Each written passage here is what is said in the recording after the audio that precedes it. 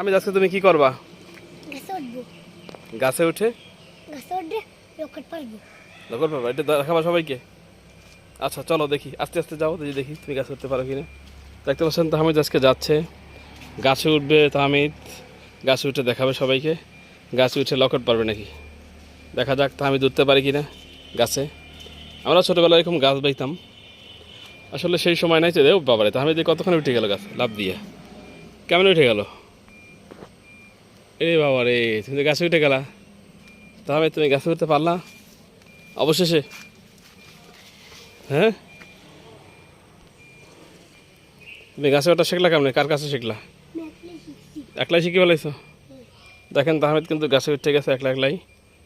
এই দেখেন কাণ্ডটা, কিন্তু লকট গাছে আর নাই পারার মতো কোনো কায়দা নাই। আছে লকট গাছে, লকট এই মুহূর্তে নাই। তাহমিদ শুধু শুধু উঠছে, লকট পারতে পারবে না, কারণ লকট নাই, না থাকলে কেমন পারবে। যাক আলহামদুলিল্লাহ, তাহমিদ গাছে উঠছে, এটা সবাই দেখে রাখলেন। তাহলে নামতে পারবে গাছ দিয়া? আস্তে আস্তে নামো, নামিয়ে দাও। অনেক কষ্ট করে গাছে উঠছে। আরে বাবারে, আরে বাবারে, ইস তাহমিদ তুমি তো অনেক বড় গাছে উঠে গেলা।